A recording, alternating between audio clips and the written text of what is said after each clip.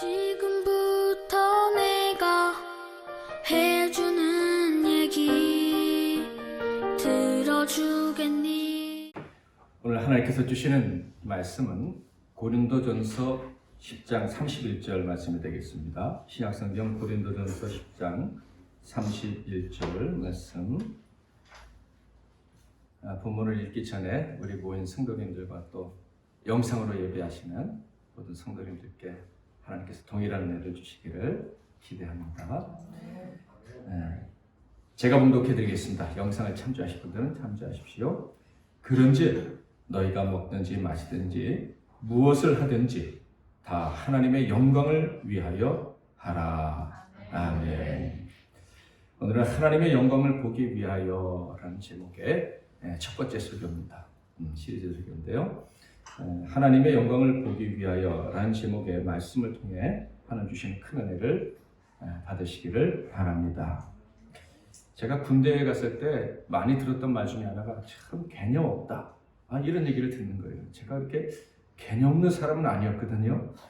친구 관계도 좋았고 교회에서도 나름대로 인정을 받았는데 군대 가서 선배들이 개념 없다 그러면서 얼마나 또 괴롭히는지 그게 도대체 무슨 말인지 몰랐는데 좀 지나며 알게 됐죠. 군대에 맞는 사고방식이 아직 안 되어 있다 이 얘기예요. 당연하죠. 운동장에서는 운동장에서 뛰는 선수에게 맞는 사고방식이 있어요. 운동하는 선수가 뭐 밥 먹는 사람의 뭐 개념, 뭐 노는 사람의 개념으로 운동한다면 그건 개념 없다라는 말을 들을 수밖에 없겠죠. 마찬가지로 하나님 나라 백성은 하나님 나라 백성다운 개념이 있어야 돼요. 그것이 갖추어져야지 하나님의 나라 백성으로서 세상에 빛을 드러내고 하나님께 인정을 받을 수가 있는 거예요. 디모데전서 3장 6절 같은 경우에는 새로 교회에 들어온 사람을 새로 입교한 사람을 교회 지도자로 세우지 말아라. 왜냐하면 그분이 열심히 있을 수도 있고 다 있으면 아직 개념이 안 잡혀 있으니까 전투에 나갈 수가 없다 이런 얘기예요. 아직 그 개념이 갖춰지지 않으면 하나님 나라 백성으로서 사랑하며 살고 겸손히 섬기며 살아야 되는 이게 안 되기 때문에 하나님은 시간을 두고 준비시킨 다음에 리더가 되게 해라 이렇게 말씀을 하시는 거예요. 오늘 이 개념에 대해서 좀 설교를 하려고 합니다. 하나님 나라 백성이기 때문에 우리는 하나님 나라 백성들이 가져야 되는 개념이 있어야 돼요. 그래야지 하나님 백성답게 살 수가 있는 것입니다. 성경은 우리가 예수 그리스도의 심장을 가지라고 하잖아요. 예수의 마음을 가지고 살아야 되는 거예요. 근데 그게 쉽지가 않은 거죠. 그래서 훈련을 받고 또 받는 것입니다. 오늘 설교는 어떻게 보면 좀 이론적으로 들릴지도 모르겠는데 개념에 대한 얘기니까 늘 언제나 설교가 당연히 하나님의 마음, 하나님의 뜻을 우리에게 가르쳐 주시는 거니까 이 개념을 정립하는 과정이지만 오늘은 어쩌면 설교가 어려울 수도 있겠다 하는 생각이 드는데 어려우신 분들은 집에서 한두 번 좀 더 들으시면은 정말 도움이 될 거예요. 오늘 하나님 영광을 보기 위하여라는 제목을 정한 이유는 우리 교회 설립 목표가 그렇기 때문에 그래요. 우리 설립 목표 한번 읽어볼까요? 목적 시작. 하나님 나라와 그 영광만을 위해 살아가는 교회가 된다. 우리 교회는 하나님의 영광과 그 나라를 위해서 살아야 돼요. 그런데 하나님 나라가 뭔지 하나님의 영광이 뭔지 이 개념이 없으면 어떻게 하나님 나라를 위해 살고 하나님 영광을 위해 살 수가 있겠습니까? 그래서 이 하나님 나라와 이 하나님 영광에 대해서는 틈만 나면 제가 말씀을 드리려고 하는데 오늘은 특별히 이 하나님의 영광에 대해서 생각하는 시간을 가지려 하는 거예요. 성령님께서 성경을 통해서 어떻게 하나님 영광을 가르쳐 주시는지 그것을 잘 배우면 우리가 정말 하나님 영광을 위해서 살 수 있지 않겠나 이런 말씀이죠. 여러분 하나님 영광하면 뭐가 생각나십니까? 신자들이 하나님께 영광 올려드립니다. 이럴 때 도대체 언제 하나님께 영광을 올려드리는 것 같아요? 직장에서 진급했을 때, 자식이 합격했을 때, 운동선수가 시합에서 승리했거나 우승했을 때, 음악 콩쿠르에서 우승하면 사람들이 막 박수 하나님께 영광 올려드립니다. 이러잖아요. 심지어 집값이 많이 올랐을 때도 하나님께 영광 올려드립니다. 이렇게 얘기하는 것을 봅니다. 그러니까 한 개인이나 어떤 단체가 다른 사람들에 비해서 큰 성공을 거뒀을 때 하나님의 영광을 이야기하는 경우가 많더라 하는 거예요. 다른 사람을 누르고 고지를 선점했을 때 그때 하나님의 영광을 올려드린다 이렇게 말하는 것은 아닌가 하는 생각이 들어요. 만약 그렇다면 진 사람은, 지금 힘든 사람은, 아들이 대학에서 떨어진 사람은, 집값이 떨어진 사람은 하나님의 영광을 올려드리지 못하는 겁니까? 심지어 누가 시험에 떨어지면, 자기 자식이 시험에 떨어지면 우리 아들이 하나님 영광 가려서 어떡하나, 이런 정말 이상한 소리 하시는 분들이 있어요. 하나님의 영광은 정말 승리했을 때만, 잘 나갈 때만 올려드리는 겁니까? 오늘 본문 말씀 다시 한번 읽어볼까요? 자, 시작. 무엇을 하든지 다 하나님의 영광을 위하여 하라. 무엇이 느껴지십니까? 하나님의 영광을 위하는 때가 언제라고요? 먹든지 마시든지 무엇을 하든지 다. 이게 무슨 말입니까? 좀 가벼운 말처럼 들릴지 모르지만 시도 때도 없이 언제나 하나님의 영광을 올려드려야 된다 이 말이에요. 그러니까 자식이 대학교에 붙었을 때도, 대학에서 떨어졌을 때도, 병에서 나았을 때도, 병에 걸렸을 때도, 심지어 병에 걸려 죽었을 때도 우리는 하나님의 영광을 올려드려야 된다. 아멘. 그러면 하나님의 영광을 우리는 언제나 올려드려야 되는 거예요. 남들보다 잘 될 때 올려드릴 수 있겠죠. 그러나 남들보다 못 될 때에도 하나님께 영광을 올려드릴 수 있는 거예요. 고린도전서 10장에서는 특별히 언제 하나님께 영광을 올려드려야 된다라고 가르치고 있습니까? 그 앞에 보면 조금 울리는 것 같은데 그 앞에 보면 알 수가 있어요. 시장에서 음식을 사서 먹을 때도 하나님께 영광을 올려드려야 된다라고 가르치고 있어요. 바로 6절에 있는 말씀이죠. 6절 앞에 있는 말씀이에요. 25절 말씀. 무릇 시장에서 파는 것은 양심을 위하여 묻지 말고 먹으라. 시장에서 파는 음식을 사 먹을 때 양심을 위해서 묻지 말고 사서 먹어라 이런 얘기예요. 이게 무슨 말씀이냐면 그 말씀을 하신 이유를 알아야 돼요. 여기서 시장에서 파는 음식은 고기류를 말하는 거예요. 당시 고린도 지방에서는 시장에서 내놓고 파는 고기는 대개의 경우 우상에게 먼저 바쳐졌다가 나오는 고기가 많았어요. 그러니까 우상에게 드려졌던 제물로 드려졌던 짐승의 살이다. 뭐 이렇게 할 수가 있겠죠. 이것을 사 먹으면 어떻게 됩니까? 뭐 생각하기에 따라서는 먹으면서 내가 이 우상 숭배하는 사람은 아닌가 이렇게 하는 이런 생각에 사로잡힐 수도 있겠죠. 또 신자가 그런 고기를 사서 먹는 것을 본 어떤 믿음에 약한 사람이 있다면 그 사람은 저 사람은 믿음이 좋은 사람이야 나쁜 사람이야 이렇게 나름대로 판단을 할 수도 있겠죠.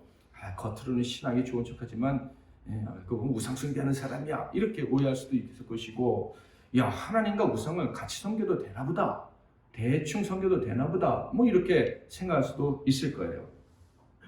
이 점에 대해서 사도 바울의 생각은 아주 분명했습니다. 8장 4절. 그러므로 우상의 제물을 먹는 일에 대하여는 우리가 우상은 세상에 아무것도 아니며 또한 하나님은 한 분밖에 없는 줄 아노라. 8절. 음식은 우리를 하나님 앞에 내세우지 못하나니 우리가 먹지 않는다고 해서 더 못 사는 것도 아니고 먹는다고 해서 더 잘 사는 것도 아니니라. 여러분 우상이 뭐 대단한 존재예요? 아무것도? 아니죠. 그 우상에게 드려졌던 음식이라고 해서 뭐가 대단하겠어요? 그것도 아무것도 아니라는 거예요. 그러니까 먹든지 말든지 상관없다. 이것이 사도 바울의 생각인 거예요. 음식 때문에 천국 가고 지옥 가는 일 없다. 이런 얘기예요. 지금까지 근데 사람들의 개념은 어떠했을까요? 사도 바울이 이야기하기 전까지는 고린도 교회 성도들이 설왕설래 많이 했을 거예요. 너 어떻게 믿음 좋다면서 고기를 사 먹어? 야 아무리 믿음이 좋아도 어떻게 고기를 안 먹고 살 수 있냐? 뭐 이렇게 하면서 싸웠을 거예요. 본질하고는 전혀 상관없는 얘기를 하면서 다퉜을 거예요. 사도 바울이 지금 딱 한마디로 개념 정리를 딱 해주는 거예요. 야 그거 먹는 거 가지고 천국 가고 지옥 가고 아무 상관없으니까 그냥 먹어도 돼 이런 얘기예요. 자 여러분 아이들이 교회에서 지금 목사님이 설교하는데 막 뛰어다니고 그러면 됩니까 안 됩니까? 됩니다. 돼요? 그렇게 생각하면 이제 좀 있으면 애기도 낳고 그럴 텐데 목사님이 설교하다 애 뛰어나니까 얼마나 자존심 상하겠어요. 내가 얼마나 영역이 없으면 애가 저러고 다니나. 내가 얼마나 교회를 통치를 제대로 못하면 저렇게 지사가 없나. 뭐 이런 생각 들지 않겠어요? 됩니다 하는 분이 있으면 참 문제가 심각해요. 근데 제가 보니까 그렇게 예배 시간에 떠들고 돌아다니는 애라고 지옥 가는 거는 아니더라고요. 오히려 더 말썽 피고 했던 애들이 나중에 보면은 더 훌륭한 신자가 되고 하나님을 위해서 큰일을 하는 거예요. 그러니까 뛰어다닌다 안 다닌다 해서 그것 때문에 구원과 상관이 있거나 없거나 그런 일은 없다. 다시 말하면 애들이 좀 뛰어다닌다고 그게 하나님의 예배를 안 받으시고 하는 문제와 상관이 없다는 얘기예요. 상황에 따라서 좀 조용해야 될 것 같으면 조용시키고 좀 봐줘도 될 것 같으면 봐주고 그런 거지 그게 그렇게 중요한 문제가 아니다 하는 거예요. 왜 사도 바울이 음식은 먹어도 되고 안 먹어도 된다 이렇게 말했어요? 예수님이 먼저 말씀하셨기 때문이에요. 마태복음 19장 11절에 보면 입으로 들어가는 것이 사람을 더럽게 하는 것이 아니라 입에서 나오는 그것이 사람을 더럽게 하는 것입니다. 그러니까 음식 그건 아무것도 아니야. 사도 바울이 개념이 딱 잡혀 있으니까 정확하게 얘기할 수 있었다 하는 거예요. 그렇지만 고린도전서 8장 13절에 바울은 나는 그러나 고기를 먹지 않아야 된다면 절대 먹지 않겠다 이렇게 얘기를 해요. 내가 고기를 먹는데 믿음에 약한 사람들이 사도 바울이 우상 숭배한 고기를 먹었어. 우상에 바쳐졌던 고기를 먹었어. 바울이 하나님과 우상을 같이 섬기는 거 아니야? 야 바울처럼 하나님도 조금 섬기고 우상도 조금 섬겨도 되나 보다. 뭐 이렇게 생각하고 이렇게 오해하는 사람이 한 명이라도 있다면 나는 영원히 고기를 먹지 않겠다. 이렇게 얘기를 한 거예요. 자, 그래서 고린도전 10장에서 음식을 사 먹을 때는 양심을 위해서 묻지 말고 사 먹으라 이렇게 얘기를 한 거예요. 모르고 먹든지 아니면 애초에 문제 삼지 말든지 그렇게 먹어야지 괜히 물어보고 양심에 꺼리 끼고 뭐 사람들이 그거 먹어요 그러면 이거 우상 숭배한 재물이지 나는 몰랐어 하고 먹지 그럼 괜히 물어봐서 그렇게 문제 만들지 말라 이런 얘기. 언제든지 사 먹으면 된다. 아무것도 아니니까. 자, 그리고 양심을 따라서 묻지 않고 먹어도 되는데 이렇게 해야 되는 큰 이유가 있어요. 자, 24절 말씀 같이 한번 읽어보겠습니다. 시작.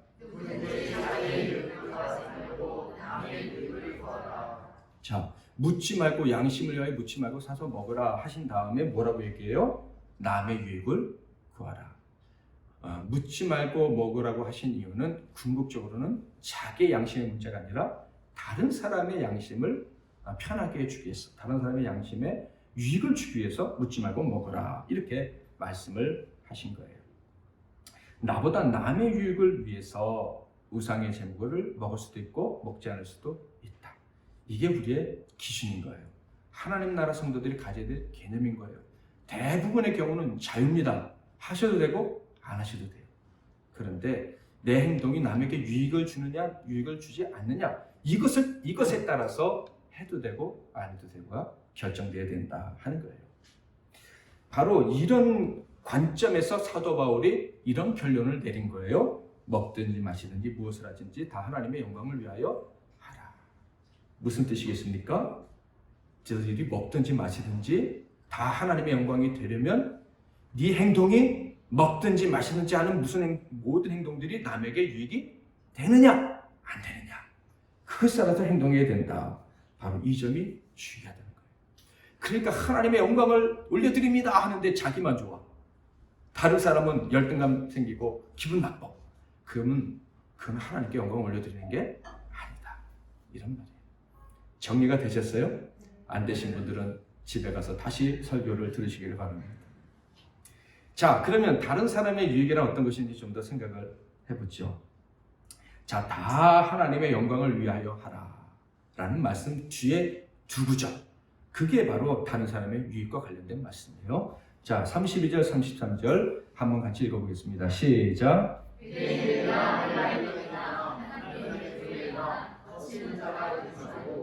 다같이 모든 일에 모든 사람을 기쁘게 하여 자신의 유익을 구하지 아니하고 많은 사람의 유익을 구하여 그들로 구원을 받게 하라. 유대인에게나 헬라인에게나 하나님의 교회나 즉 예수 믿는 모든 사람들에게 하나님의 구원의 역사가 나타나게 하는 것.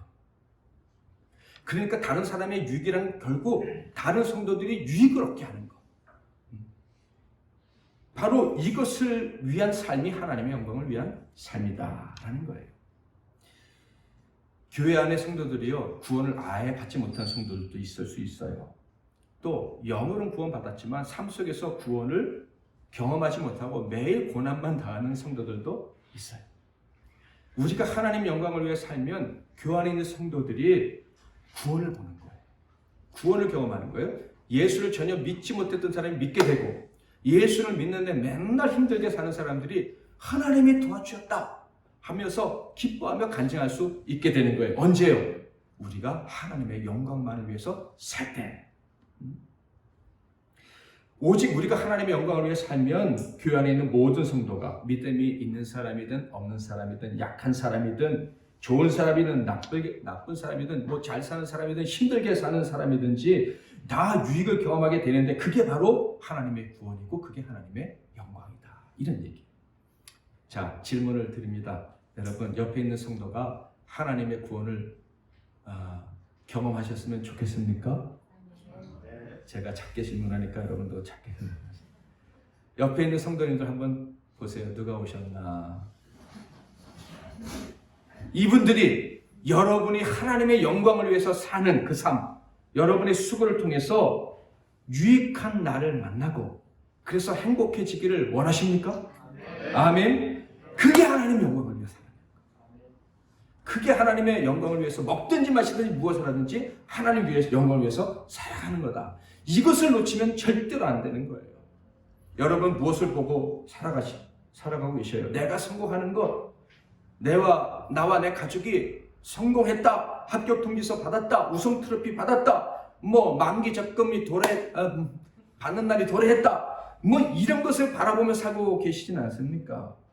하나님의 영광을 위해 살아가는 사람은요, 그런 걸 바라보고 살아가는 사람이 아니라 옆에 있는 그 힘들게 살아가는 성도가 유익한 날을 만나는 거 보는 거예요. 그가 하나님의 영광을, 하나님의 구원을 체험하고 행복해지기를 기대했다가 그것을 보는 것, 그게 우리가 바라보고 살아가야 될 삶의 목표다 하는 거예요.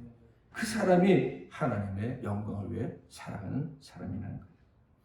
사랑하는 우리 교우들이 진심으로 하나님의 영광을 보기를 바라고 구원을 체험하게 될 줄 믿고 그것 때문에 모든 것을 참고 기다려주고 덮어주며, 그리고 그날을 볼 때 함께 행복해하는 것, 이것이 바로 하나님의 영광을 위해 사는 사람들의 모습이다 하는 거예요. 이렇게 살고 싶은 게 우리 가슴속에서 막 일어나야 돼요. 이렇게 살고 싶은 열정이 우리 안에서 막 생겨야 돼요. 이게 뭐라고요? 그게 사랑인 거예요. 그게 하나님의 백성들에게 있어야 될 유일한 열정인 거예요. 여러분은 이것을 알고 계셨는지 모르겠어요. 세상의 교회들은, 우리 한국의 교회들은 이것을 알고 있을까? 만약에 몰랐다면 왜 몰랐을까? 성경은 이 얘기 말고 다른 얘기 하질 않는데 왜 모를까? 왜 모르고 살아갈까? 이런 생각을 해봤습니다. 하나님의 영광을요, 자기의 유익하고만 연결시키려고 하는 사람은 절대 할 수 없어요. 뭐 정확한 비유인지 모르지만 완전히 방향이 틀린 건데, 황금은 어디에 있습니까? 땅 속에 있어요. 황금을 캐려면 땅을 파야 돼요. 근데 하늘에서 찾겠다고 해달별을 연구하면 황금 찾을 수 있겠습니까? 방향이 틀리면 절대로 못 찾는 거예요. 하나님의 영광을 위한다고 하는데 그게 나만을 위한 거예요. 그렇다면 절대로 성경에서 말하는 오직 하나님의 영광을 위해 살아라, 이게 뭔지 알 수가 없는 거예요. 어떻게 알아요? 방향이 다른데. 하나님 북쪽으로 가라는데 남쪽으로 가는데 어떻게 알겠어요? 안 되는 거예요. 타인을 보지 않고 자신만을 보려는 사람은요, 절대로 하나님의 영광이 보이지 않습니다. 오늘날 우리들의 많은 교회들은요, 우상 숭배자들처럼 하나님을 믿으면 나와 내 가족과 내 가장 가까운 사람들만 행복해질 수 있다, 이렇게 믿는 사람들의 모임은 아닐까 하는 생각을 할 때가 종종 있어요. 나만 높아지려고 신앙생활 하는 건 아닌가? 내 열등감 한번 해결해 보겠다고, 내 자존심 한번 세워보겠다고, 성공해 보겠다고 하는 생각만 가지고 모인 사람들이 이 교회에 있는 사람들이 아닌가 하는 생각이 들 때가 있어요. 그래서요, 가난한 자, 세상에서 실패한 사람은요, 하나님의 영광을 가린 사람으로 낙인 찍어버리는 경우도 있더라. 이 얘기예요.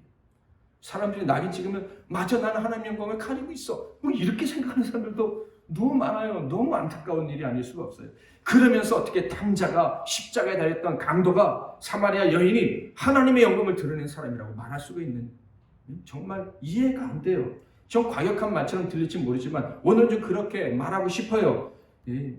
그렇게 말하면서도 뭐 당자가 하나님 영광을 올려드린 사람이다라고 말하면서도 모순을 느끼지 못하는 사람은 나는 정신분열증에 가까운 사람이 아닌가, 개념이 없어도 정말 없다, 이런 생각이 든다, 이런 얘기예요.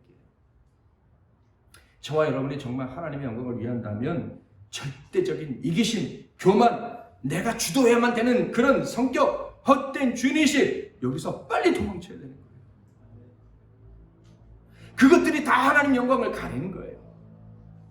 하나님의 영광을 가린다, 다른 이의 유익을 방해한다, 다른 이의 구원을 막아버린다. 무서운 말이에요. 저는요, 이 교회들의 주방에서 얼마나 많은 영혼들이 실족하는지 목격하면서 목회를 했어요. 제 관점에서 어떤 때는 주방이 지옥같이 보여요. 거기서 사람들이 막 죽어나가는 거예요. 서열이 있고 따르지 않으면 무시당하고 왕따당하고. 왜요? 이상하게 주방에만 들어가면 하나님 영광을 얻고 내 영광만 있어요. 어떻게 내가 잡았는데 절대 놓칠 수 없어, 뭐 이런 사람들이 들어가 있더라, 이런 얘기예요. 거기서 교만함과 평생의 열등감을 폭발시켜버려요. 사람들이 죽는지도 모르고 영혼들이 시들시들하다가 교회를 떠나는 것도 모르고. 명분은 있지요. 성도들에게 맛있는 밥, 영양가 높은 밥을 먹여야 된다, 그럴싸한 명분이. 그러나 교회는 육신의 밥을 먹이는 곳이 아니고 영혼의 밥을 먹이는 곳이잖아요. 영혼이 살도록 하는 곳인데 관심이 없어요. 진짜 사명이 뭔지도 모르고 추회를 한다고 하는 거예요. 정말로 성도를 위하고 하나님의 영광을 위한다면요, 나와 함께하는 모든 사람들이 구원을 받게 해야 되는 거예요. 하나님의 도우심을 체험하고 유익한 삶을 살도록 그 복된 삶을 향해 나아가도록 도와줘야 되는 거예요. 그게 하나님의 영광을 위하는 삶이죠. 구원을 받게 한다, 하나님 영광을 위한다는 것은 다른 사람이 구원을 받게 하며 살아가는 것이다, 이렇게 말씀을 드렸는데, 이게 도대체 어떤 것인지 좀 더 구체적으로 말씀을 드릴게요. 다른 사람의 구원을 위해서 평생 살다가 죽은 한 사람의 이야기, 심지어 다른 사람의 구원을 위해 평생 살다가 목이 잘려 죽은 사람의 이야기, 누군지 감이 오셨어요? 세례 요한. 그에 대한 선지자 이사야의 예언입니다. 누가복음 3장 4절에서 6절.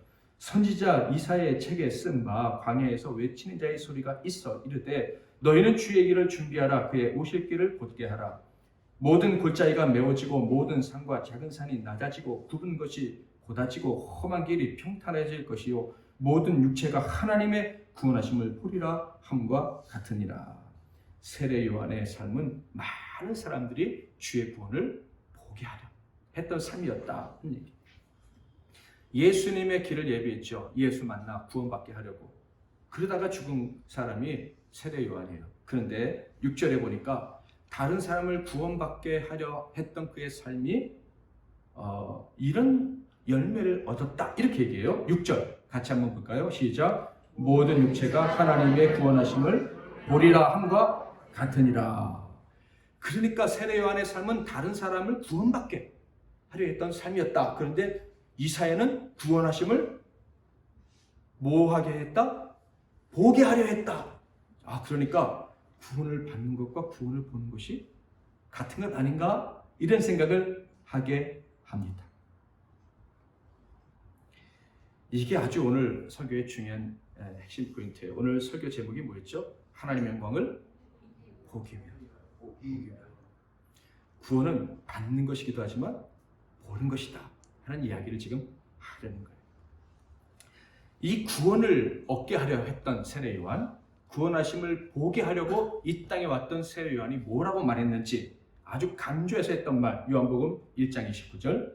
이튿날 요한이 예수께서 자기에게 나오심을 보고 이르되 보라 세상 죄를 지고 온 하나님의 어린 양이로다. 자기가 먼저 예수를 보고 그 다음에 사람들에게 예수를 봐라 이렇게 얘기했다는 거예요. 자, 예수님을 보는 거, 하나님의 구원을 보는 거, 그리고 그것이 하나님의 구원을 받는 것, 구원을 받는 것과 구원을 보는 것이 같구나 하는 것을 지금 눈치챌 수 있어요. 하나님의 구원을 보라라는 말은 또다시 무슨 말이라고요? 하나님의 구원을, 예수님을 보라 하는 말이에요. 자, 여기서 개념 정리를 한번 하고 넘어가려고 해요. 앞으로 여러분 이런 단어가 나오면 다 똑같은 말이다 이렇게 이해하시면 돼요. 하나씩 한번 읽어볼게요. 하나님의 영광을 위하여 라는 말은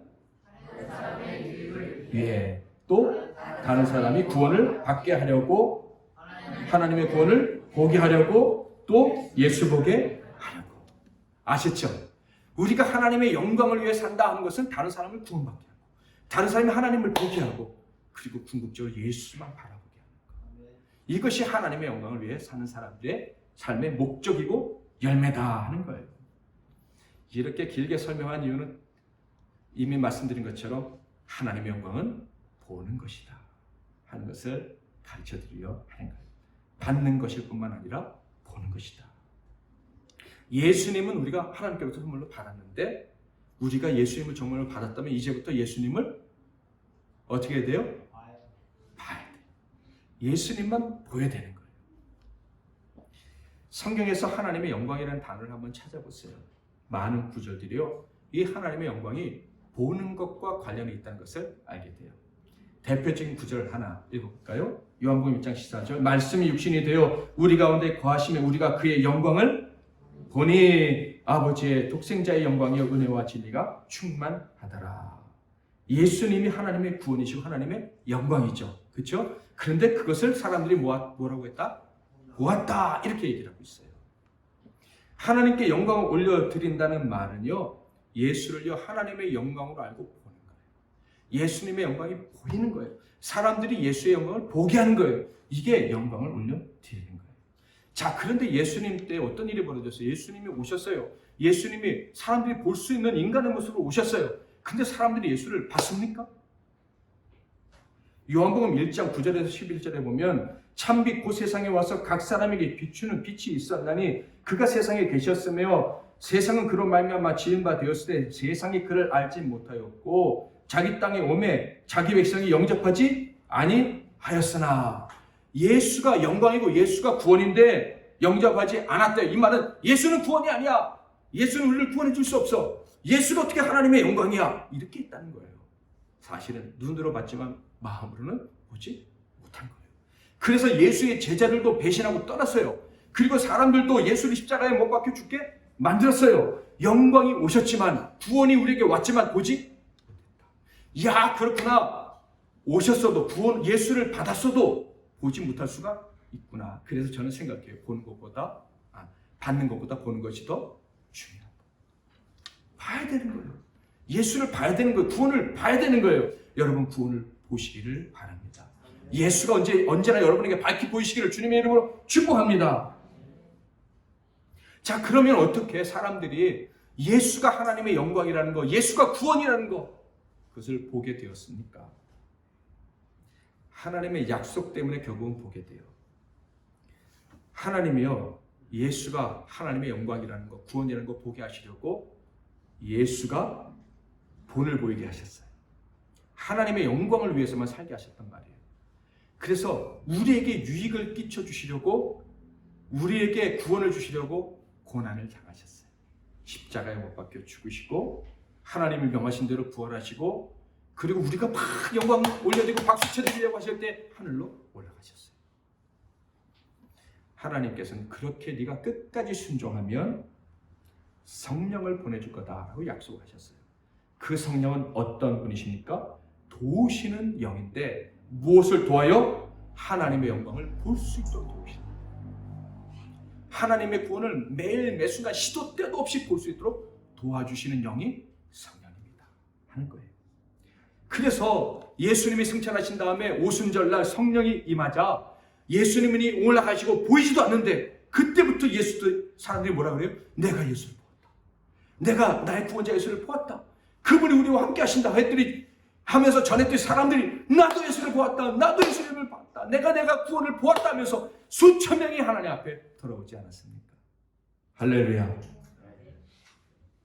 이 땅에서 살았던 사람들 중에 하나님의 영광만을 위해 산 분이 예수님이죠.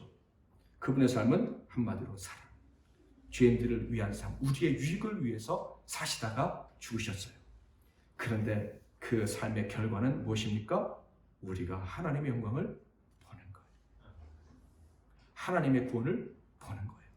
매일 매 순간 우리의 목에 칼이 들어올 때도 하나님의 구원이 보이는 거예요. 다 끝났다고 사람들이 말했을 때도 하나님의 구원이 보이는 거예요. 하나님은 나와 함께 하신다. 그게 믿어지는 거예요. 할렐루야. 그래서 남들은 손가락질 할 때에도 당당하고, 남들은 넌 끝났다고 할 때도 하나님이 일하시는 게 보이는데, 내 눈에 예수님이 보이는데, 그분이 날 사랑하시는 게 느껴지는데 절대로 낭망하지 않는 거죠. 하나님의 구원이 내게 보인다 하면서 살아가게 되는 거예요. 이것이 하나님의 영광만을 위해 살았던 예수님의 삶의 열매다. 우리가 가야 될 길이죠. 예수님이 하늘에 가셨을 때만 그런 일이 일어났던 게 아니고 이 땅에 계실 때에도 그런 일은 계속 사실 일어났었어요. 예수님이 십자가에 달리셨을 때 그 옆에 있는 강도도 봤어요. 그 강도도 죽는 순간에 이제 좀 있으면 지옥에 떨어질 텐데 예수님 옆에 계시는 바람에 영광을 봤어요. 그래서 뭐라고 해요?